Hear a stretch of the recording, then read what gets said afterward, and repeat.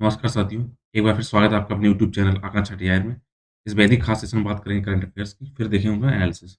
इन सब class current affair को शुरू करने से पहले आज हम एक नक्शा देखते हैं वहाँ, जो है पाकिस्तान का। तो यह थोड़ा करंट अफेयर में जुड़ा हुआ है, तो हमें अपने पड़ोसी देश के नक्शे को भी समझना चाहिए कि आखिर वहाँ पे कैसे-कैसे क्या चीज़ें हैं। तो अगर हम नक्शे की बात करें पाकिस्तान की, तो बेसिकली है क्या, वहाँ पे अगर आप देखेंगे तो वहाँ पे होता है, अगर आप कॉमनली इसमें देखें क्या है, तो आप देखिए पाकिस्तान में 4, एक तो हमारा देश आप देखिए भारत है। ये जो बाउंड्री आप देख रहे हैं, ये भारत की है।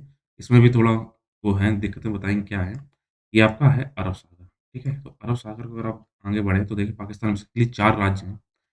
अगर हम पश्चिम साइड से चलें उनके, दक्षिण-पश्चिम इलाका है वैसे तो ये, तो ईरान से सटा हुआ ये बलूचिस्तान है और उसके आप ठीक देखें पश्चिम में ये उत्तर और दक्षिण तरफ ये अफ़गानिस्तान फैला हुआ है। नॉर्थ में इसके चाइना है तो देखते हैं। बलूचिस्तान है, बलूचिस्तान के पास लगा हुआ सिंध है, सिंध के पास पंजाब है और फिर है खैबर पख्तूनख्वा। इसका मतलब उसके 4 राज्य हैं, लेकिन खैबर पख्तूनख्वा में क्या है कि कहीं-कहीं पे ट्राइबल एरिया है। और हम बात करें यहाँ पर गिलगिट-बाल्टिस्तान भी इलाका है जिसको चाइना ने कब्ज़ा किया हुआ है, वो हमारे पाकिस्तान को हमें दे रखा है चाइना को। फिर यहाँ पे इनकी राजधानी इस्लामाबाद भी है पंजाब के अंदर और यहाँ पर कश्मीर जो है वो 2 पार्ट में डिवाइड है। इस तरह अगर आप देखिएगा क्योंकि भारत के नक्शे में इसको लिया जाता है। एक तरफ आज़ाद कश्मीर जिसको बोलते हैं वो, जो कि पाकिस्तान के हिस्से में एक है, जिसको पाक ऑक्यूपाइड कश्मीर बोल सकते हैं और दूसरी तरफ है जम्मू एंड कश्मीर जहाँ पे डिस्प्यूटेड एरिया है। इसमें अभी जहाँ पे पाकिस्तान कुछ नहीं कर पाता, वहाँ इंडिया का भी कब्ज़ा है, पाकिस्तान का कब्ज़ा है। तो इस तरीके से बेसिकली इनके 4 राज्य हैं, बलूचिस्तान, सिंध, पंजाब और खैबर पख्तूनख्वा। तो इसकी बात आज हम क्यों कर रहे हैं, थोड़ी देर में आपको पता चल जाएगा। आइए देखते हैं पहले सबसे पहले करंट अफेयर क्या-क्या है और किसे हम पढ़ने वाले हैं और उसके बाद में क्या इसमें इम्पोर्टेंट है। तो आगे सबसे पहले हम देखते हैं इसकी खबरें क्या-क्या हैं। तो महिला सशक्तिकरण संबंधी संसदीय समिति ने अपनी रिपोर्ट में कहा है कि सरकार ने बेटी बचाओ, बेटी पढ़ाओ योजना के तहत मीडिया अभियानों पर 80% धनराशि खर्च कर दी। समझ लीजिए कि अगर आप प्रचार में आपने 80% लगाया और केवल उसके इम्प्लीमेंटेशन 20% लगाया है, तो किस लेवल की आपने वो पॉलिसी बनाई है, इसके हम चर्चा करेंगे। लद्दाख में विभिन्न नागरिक समूह क्या कर रहे हैं, वो लद्दाख को संविधान की छठी अनुसूची के तहत शामिल करने की मांग कर रहे हैं। तो देखेंगे छठी अनुसूची है क्या और लद्दाख ऐसा क्यों चाह रहा है। नवंबर के दूसरे सप्ताह में चीन-पाकिस्तान आर्थिक गलियारा जिसको सीपीईसी चीन चाइना पाकिस्तान इकोनॉमिक कॉरिडोर के नाम से जाना जाता है। इसमें बंदरगाह शहर की मेगा विकास योजना के खिलाफ ये जो बलूचिस्तान के ग्वादर जगह में बनाया जा रहा है, वहाँ पे लगातार विरोध प्रदर्शन चल रहे हैं। तो देखेंगे कि आखिर चीन-पाकिस्तान आर्थिक गलियारे का विरोध बलूचिस्तान द्वारा क्यों किया जा रहा है। और साथ ही साथ बात करेंगे आर्किटेक्ट बालकृष्ण दोषी को, क्योंकि इनको रॉयल गोल्ड मेडल 2022 प्राप्त होगा। ये वास्तुकला के लिए दुनिया के सर्वोच्च सम्मानों में से एक है, ध्यान रखना। जो आर्किटेक्ट हैं, उनको जो बेस्ट उनका काम होता है, उसके लिए कौन-सा अवार्ड दिया जाता है, वो दिया जाता है रॉयल गोल्ड मेडल, ठीक है? इन सारे की बात करेंगे। अब करेंगे इनका डिटेल में एनालिसिस। डिटेल में एनालिसिस करने से पहले यदि आप यूपीएससी की तैयारी कर रहे हैं, किसी भी स्टेट की पीसी एग्ज़ाम की तैयारी कर रहे हैं या फिर चाहे जितने बड़े एग्ज़ाम हैं, एसएससी, बैंकिंग, रेलवे, टीचिंग का, फ़ोर्सेस का, चाहे वो आर्म्ड फ़ोर्सेस आपके नेवी के हों, एयर फ़ोर्स के हों, आर्मी के हों, इस टाइप सभी तैयारियों में जिसमें आपको कॉम्पिटिशन एग्ज़ाम में आपको करंट अफ़ेयर के क्वेश्चन पूछे जाते हैं, तो उसके ना आप ना केवल उन्हीं करंट अफ़ेयर के क्वेश्चन को हल कर पाएँ, बल्कि इन डेप्थ नॉलेज हो सके जिससे कि आप जिसके घुमा-फिरा के अगर क्वेश्चन आएँ, उनको भी सॉल्व कर सकें। इसके अलावा अगर आप चाहते हैं देश-दुनिया में क्या घटनाएँ घट रही हैं, उनको आप सटीक जानकारी मिले, उनके पीछे कॉन्सेप्ट मिले, केवल हवा-हवाई बातें ना हों। तो इस तरीके के और भी टॉपिक्स को जुड़ने के लिए, जानने के लिए आप सब्सक्राइब करिए मेरे यूट्यूब चैनल आकांक्षा डियार को। इसको आप लाइक करिए, शेयर कीजिए, कमेंट करिए और हाँ, बेल आइकन और प्रेस कर लीजिएगा जिससे कि जब भी मैं कोई वीडियो अपलोड करूँ, उसका नोटिफ़िकेशन आप तक पहुँच पाए और आप सबसे पहले मेरी वीडियो को देख पाएँ। तो आइए शुरू करते हैं आज के करंट अफेयर्स का एनालिसिस। सबसे पहले हम बात करेंगे बेटी बचाओ और बेटी पढ़ाओ योजना के बारे में और इस पे ये बात आई है, ये महिला से संबंधित मुद्दों से बना ये टॉपिक है। इसमें बात आ रही है कि इसमें इस योजना के अंतर्गत ज़्यादातर सरकार ने क्या किया है, 80% खर्चा किसमें कर दिया अपना, सिर्फ़ इसके एडवर्टाइज़मेंट में कर दिया है। तो इसकी जो साख है सो प्रश्न उठ जाता है कि आप अगर इतना अच्छे से चाहते हैं कि ये वाक़ई में कार्य करे, तो आपने इतना खर्चा कर इसके सिर्फ़ इसके प्रचार में किया है, तो उसके इम्प्लीमेंटेशन में कहाँ से रुपया आएगा? तो देखते हैं जब इतना हो ही गया है, तो अब ज़रूरत क्या है? और बात करें पिछले 6 वर्षों में, तो केंद्र वकालत के माध्यम से बेटी बचाओ, बेटी पढ़ाओ बालिकाओं के महत्व के प्रति राजनीतिक नेतृत्व और राष्ट्रीय चेतना का ध्यान आकर्षित करने में सक्षम रहा है। ये तो बात क्लियर है, इन्होंने प्रचार इतना कर दिया है। सरकार को अब इस रणनीति पर फिर से विचार करना चाहिए और लड़कियों के साथ स्वास्थ्य और शिक्षा में औसत दर्जे के जो परिणाम आ रहे हैं, उन पे अब इन्वेस्टमेंट करना चाहिए। अब आप क्या करिए हेल्थ और एजुकेशन में आप लगातार रुपया लगाइए। अब आपका प्रचार हो गया है, लोग जागरूक हो गए हैं, ऐसा रिपोर्ट का कहना है। अगर हम बेटी बचाओ बेटी पढ़ाओ के अगर बारे में बात करें योजना के, तो हम क्या करते हैं, जो हम सेक्स जो होता है उसका जब आप चयन करते हैं अर्थात उसको हम चूज़ करते हैं कि लड़का है, लड़की है, इस टाइम पे हम गर्भपात और गिरते बाल लिंगानुपात को संबोधित करने के उद्देश्य से कि हम इसका चयनात्मक ना हो, लड़का-लड़की में कोई भेद ना किया जाए, इसी उद्देश्य से जनवरी 2015 में इसको शुरू किया गया था। जो 2011 में प्रत्येक 1000 लड़कों पर 918 लड़कियाँ थीं, उनको और आगे बढ़ाना था। इस कार्यक्रम को देश के 640 जिलों में लागू किया गया। आपको बता दें इसके पीछे जो मंत्रालय वर्क करता है, वो करता है महिला और बाल विकास, स्वास्थ्य और परिवार कल्याण मंत्रालय, साथ-साथ मानव संसाधन विकास मंत्रालय, इस तरफ स्वास्थ्य, शिक्षा और साथ ही साथ महिलाओं के जुड़े जो बच्चों से जुड़े जो 2 स्वास्थ्य विभाग और 1 एजुकेशन मिनिस्टर इस मंत्रालय इसमें काम करता है। देखें इसके अभी तक परिणाम क्या आए हैं। स्वास्थ्य मंत्रालय के अगर डाटा की बात की जाए, तो जन्म के समय जो लिंगानुपात होता है मतलब 1000 लड़कों में कितने लड़कियों की संख्या है, उसमें सुधार के जो रुझान है वो दिखाई पड़ रहे हैं और 2014-15 में जो 918 था, अब वो 2019-20 में बढ़कर कितना हो गया है, 934 हो गया है, 16 अंकों का सुधार हुआ है।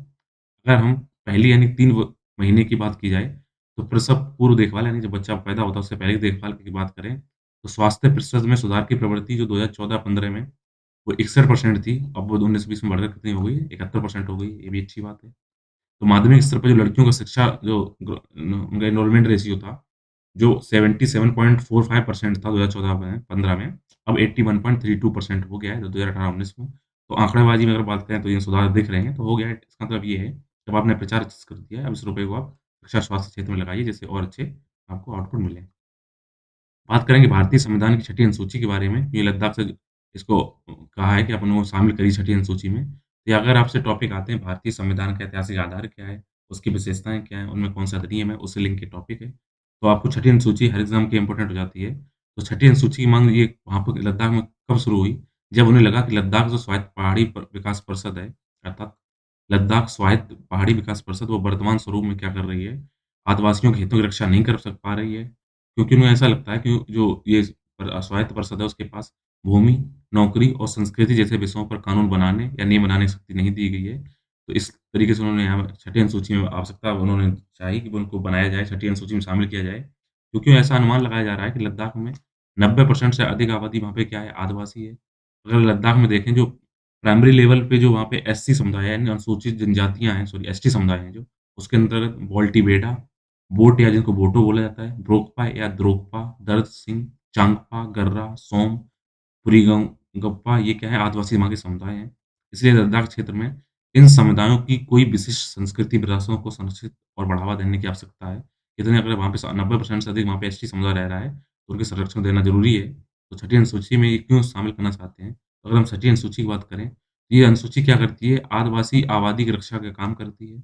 इसके अलावा स्वायत्त विकास जो परिषदें इसके अंतर्गत बनाई जाती हैं, उनके निर्माण के माध्यम से जो उनकी कम्युनिटी होती है, उनको क्या किया जाता है, कुछ स्वायत्तता दी जाती है, कुछ उनको अधिकार दिए जाते हैं, जिससे कि वो भूमि, सार्वजनिक स्वास्थ्य, कृषि व अन्य पर अपने कानून बना सकते हैं। इसमें देश के संविधान के कानून के साथ-साथ उनके कानून पहले चलते हैं।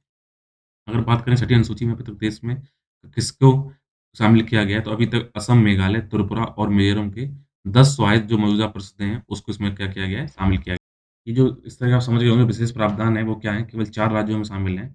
अभी तक असम में, मेघालय में, त्रिपुरा में और मिज़ोरम में और इन 4 राज्यों के अंदर 10 स्वायत्त मौजूदा परिषदें बनाई गई हैं। वो 10 स्वायत्त परिषदें क्या करती हैं, अपने हिसाब से कार्य करती हैं, जिससे वो भूमि के, सार्वजनिक स्वास्थ्य के, कृषि और अन्य जो कानून हैं, उनके खिलाफ उनके जैसे अपने जो निर्णय चाहती हैं, वो बना लेती हैं।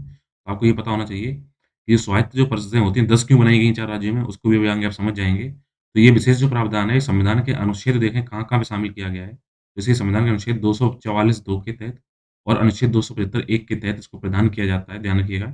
संविधान में 2 आर्टिकल हैं, 244(2) और 275(1) तो इन 2 को याद रखिएगा। इनके अंतर्गत इसको स्वायत्त परिषदें बनाई जाती हैं, उनको ये अधिकार दिए गए हैं। अगर हम देखें इसके अंदर प्रमुख प्रावधान क्या होते हैं, तो जो उस राज्य के राज्यपाल होते हैं, उन राज्यपालों को जो स्वास्थ्य जिलों को व्यवस्थित और पुनर्गठित करने का अधिकार होता है। स्वायत्त जिले मतलब क्या होता है? ऐसे जिले जहाँ पर आदिवासी समुदाय की अधिकता है, तो वहाँ पर उनके गठन को उनको आगे बढ़ाने के लिए उनको पूर्व किया जाता है, अधिकार दे दिया जाता है। यदि एक स्वायत्त जिले की विभिन्न जनजातियाँ अगर वहाँ पे रहती हैं एक जिले में, तो क्या होता है राज्यपाल क्या करेगा, उस जिले को कई स्वायत्त क्षेत्रों के अंदर क्या कर सकता है, उनको बाँट सकता है। तो इससे आप ध्यान रखिएगा, इसीलिए 10 दिखाई पड़ रही हैं आपको 4 राज्यों में, क्योंकि हो सकता है एक जिले के अंदर क्या है, कई और वहाँ पर जिले वो अगर उसके आ जाएँ समितियाँ, तो क्या करेंगे, उन अलग-अलग आदिवासी समुदाय हैं, उनको अलग-अलग रूप से उसमें क्या करेंगे, उनको बाँट देंगे। उससे एक क्या होगा, उससे कहीं न कहीं आपको कि जैसे अगर आप 4 जनजातियाँ एक जिले के अंदर रहीं, तो 4 स्वायत्त जिले उनके जिले के अंदर 4 स्वायत्त क्षेत्र उसके बन जाएँगे। अगर देखें कि ये लोग संरचना कैसे होती है, कैसे कंपोज़िशन डिसाइड होती है, तो जो एक स्वायत्त जिला होता है, एक स्वायत्त परिषद होती है, उसके टोटल 30 मेंबर चुने जाते हैं। 30 मेंबर्स में 4 क्या होते हैं, वो राज्यपाल उनको मनोनीत कर देते हैं और 26 क्या होते हैं, वो वयस्क मताधिकार के द्वारा उनको चुन लिया जाता है, उनको वोटिंग होती है। उनके कार्यकाल की बात की जाए, तो जो निर्वाचित सदस्य होते हैं, यानी 26 जो लोग हैं, जो चुन के आए हुए हैं, उनको क्या होता है, वो जब तक अगर या तो जिला परिषद रहे तब तक, नहीं तो 5 वर्षों तक वो क्या बने रहते हैं, अपने उस पे पोस्ट पे बने रहते हैं। लेकिन जो 4 जो व्यक्ति हैं, जिनको मनोनीत किया जाता है सदस्य वो राज्यपाल के द्वारा उनकी वो राज्यपाल की इच्छा पर बने रहते हैं, उन्हें चाहे पहले हटा सकते हैं और आगे भी उनका टर्म चल सकता है। प्रत्येक स्वायत्त क्षेत्र की एक अलग क्षेत्रीय परिषदें भी होती हैं, जैसे आप मिनी कॉन्स्टिट्यूशन समझिए, वहाँ पे ऐसा चलता है परिषदें मतलब वो अपने हिसाब से डिसाइड करती हैं क्या करना है, क्या नहीं करना। अगर हम इनकी शक्तियों की बात करें, तो जिला और क्षेत्रीय परिषदें क्या करती हैं, अपने अधिकार क्षेत्र के अंतर्गत आने वाले जितने भी क्षेत्र होते हैं, उनको क्या करती हैं, प्रशासन करती हैं। जैसे आप एक संविधान प्रशासन करता है, ऐसे स्वायत्त क्षेत्र भी अपने-अपने वो उनकी जो परिषदें हैं, वो उनका प्रशासन करती हैं। वे वहाँ की भूमि पर, जंगल पर, नहर के पानी पर, झूम खेती अगर वहाँ पे करते हैं, तो आदिवासी समुदाय यही काम करते हैं। ग्राम प्रशासन पर या फिर संपत्ति के उत्तराधिकार कैसा होगा, उनके परिषद के अंदर या उनके जनजाति के जो अंदर क्या विवाह कैसे होंगे, उनके तलाक कैसे होंगे, उनके सामाजिक रीति-रिवाज कैसे होंगे, इन जैसे कुछ विशिष्ट मामले हैं, उन पे कानून वही बनाते हैं और लागू करते हैं। लेकिन कभी भी ऐसा नहीं होता कि आपने जो कानून बनाए वो डायरेक्ट लागू कर दें। उन कानूनों को बनाने और लागू करने से पहले आपको राज्यपाल की सहमति आवश्यक होती है। मतलब आप बना दीजिए, दिखा दीजिए, राज्यपाल उसको हामी भर देता है। लेकिन कभी भी राज्यपाल को ऐसा लगता है कि नहीं वो देश की अगर सुरक्षा के लिए खतरा है या अगर देश में अखंडता, अशांति फैलाएँगी, तो उनके लिए कभी-कभी मना कर भी देते हैं।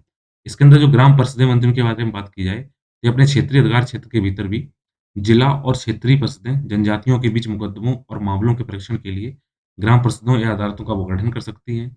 ये उनसे अपील भी सुनते हैं। इन मुकदमों और मामलों पर उच्च न्यायालय का अधिकार क्षेत्र राज्यपाल द्वारा निर्दिष्ट किया जाता है कि कौन से हाई कोर्ट या सुप्रीम कोर्ट का वहाँ सॉरी हाई कोर्ट का कौन-सा अधिकार क्षेत्र रहेगा या कौन-कौन से मामले वहाँ पे जा ले जा सकते हैं हाई कोर्ट में, वो वहाँ के राज्यपाल द्वारा डिसाइड होंगे। तो ध्यान रखिएगा जो छठी अनुसूची में जो जितने भी क्षेत्र आते हैं, उनके अंतर्गत ना केवल स्वायत्त क्षेत्र पावरफुल हो जाते हैं, बल्कि वहाँ के राज्यपालों को भी काफ़ी विवेकानुसार अपनी शक्तियाँ मिल जाती हैं।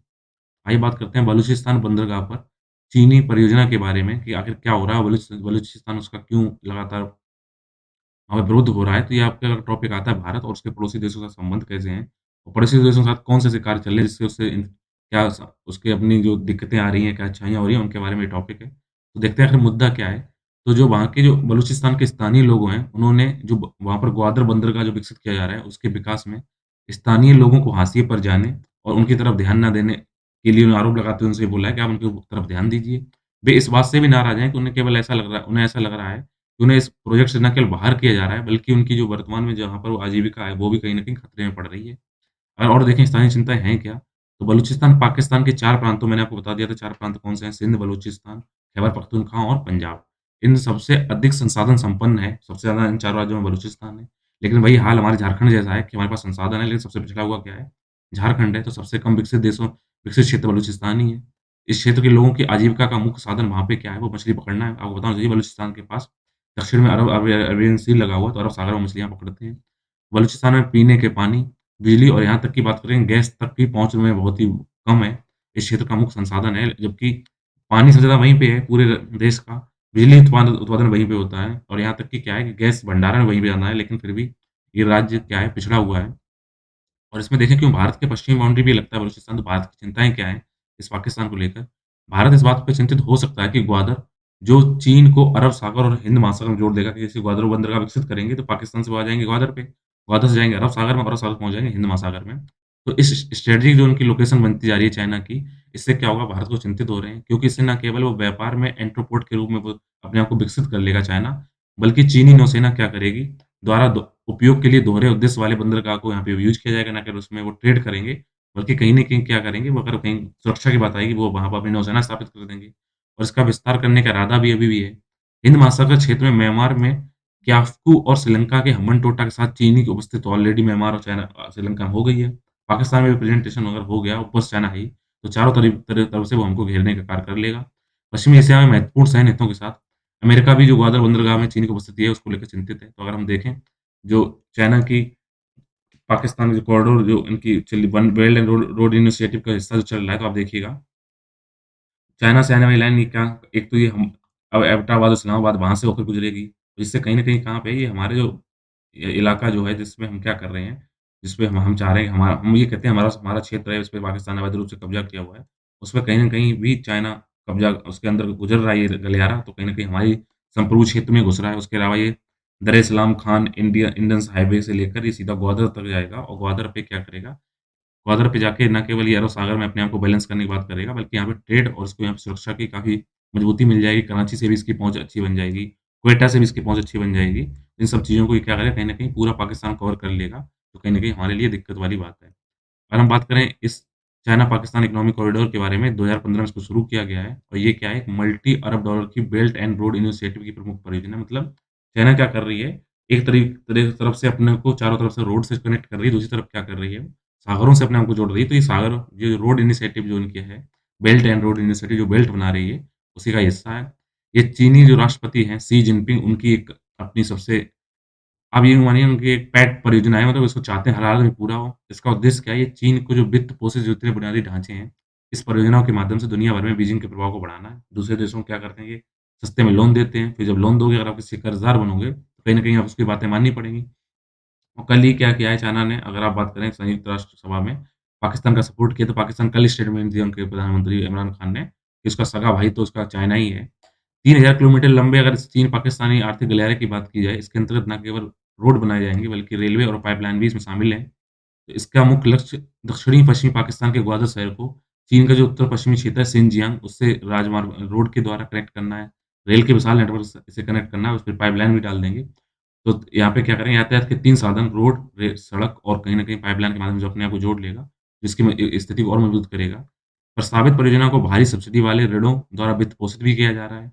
इसमें जो ऋण दिए जा रहे हैं, वो चीनी बैंकों द्वारा दिए जा रहे हैं, जिससे क्या हो रहा है, पाकिस्तान सरकार को तो एक तो उनके बैंक खुद ही अमीर हो रही है लोन दे देके, ऊपर से क्या होगा, जब पाकिस्तान को इतना लोन दे देंगे, पाकिस्तान उनकी हर हामी में हाँ करने के लिए तैयार हो जाएगा। तो इस तरीके की स्थिति देखी जा रही है, इसीलिए बलूचिस्तान वाले लोग इसका विरोध कर रहे हैं। बात करेंगे रॉयल गोल्ड मेडल 2022 के बारे में, तो जो हमारे देश के आर्किटेक्ट हैं बालकृष्ण दोषी, तो ध्यान रखिएगा, रॉयल गोल्ड मेडल 2022 किसको मिला हुआ है, वो मिला है बालकृष्ण दोषी को। इनको रॉयल गोल्ड मेडल 2022 प्राप्त हुआ है, जो आगे दिया जाएगा, बस इनका बस घोषणा कर दी गई है। ये क्या किया जाता है, आर्किटेक्ट क्षेत्र में अर्थात वास्तुकला के लिए दुनिया के सर्वोच्च सम्मानों में से एक है। और हम बात करें बालकृष्ण दोषी जी की, तो 70 साल के करियर में उन्होंने 100 से अधिक निर्मित परियोजनाओं में एक साथ कार्य किया है। और इस टाइम पे वो 94 वर्ष के हैं। 94 वर्ष के जो बालकृष्ण दोषी जी हैं, इन्होंने अपने एक्साइज़ और अपने शिक्षण दोनों के माध्यम से भारत ही नहीं बल्कि उसके आस-पास के क्षेत्रों में वास्तुकला की दिशा में काफ़ी अपने कार्य से प्रभावित किया है लोगों को। जीवन भर के काम की मान्यता देने के लिए कि आपने इतना अच्छा वर्क किया अपनी पूरी लाइफ़ में, उसको मान्यता देने के लिए रॉयल गोल्ड मेडल को व्यक्तिगत रूप से क्वीन एलिज़ाबेथ जो द्वितीय हैं, उनके द्वारा अनुमोदित किया जाता है। और ये एक ऐसे व्यक्ति या लोगों के समूह को दिया जाता है, हो सकता है एकल को दिया जाए या पूरे ग्रुप को दिया जाए, जो वास्तुकला की उन्नति पर महत्वपूर्ण कार्य करते हैं, इसलिए देश के स्टैम्प बालकृष्ण दोषी जी को दिया गया है। तो ये बालकृष्ण दोषी जी, अगर रॉयल गोल्ड मेडल की बात करें, तो ये कुछ इस तरीके से दिखाई पड़ता है, जिसमें विक्टोरिया का इसमें एक साइड क्वीन का वहाँ पे फ़ोटो लगा होता है, सामने उसमें the royal institute of British archaeological इसमें जैसे लिखा होता है, जो 1837 और 1874 में स्थापित किया गया था। तो इस तरीके से बालकृष्ण दोषी जी को ये वाला अवार्ड दिया जा रहा है, तो इस बात को आप ध्यान रखिएगा। इसी साथ जैसे आज करंट अफेयर थे, उनका एनालिसिस कंप्लीट होता है। उम्मीद है आपको ये चीज़ें समझ में आ रही होंगी। अगर आप उसका पीडीएफ फॉर्म चाहते हैं, तो कमेंट बॉक्स में लिखिए अपने ईमेल एड्रेस को, उसमें पीडीएफ सेंड कर दी जाएगी। आप चाहते हैं उसमें कुछ सुधार हो, तो उसके बारे में भी लिखिए। नहीं तो आप जुड़े रहिए मेरे यूट्यूब चैनल आकांक्षा डियारी के साथ। मिलेंगे एक नए सेशन में, नए टॉपिक के साथ। तब तक के लिए स्वस्थ रहिए, पढ़ाई करते रहिए। Thank you.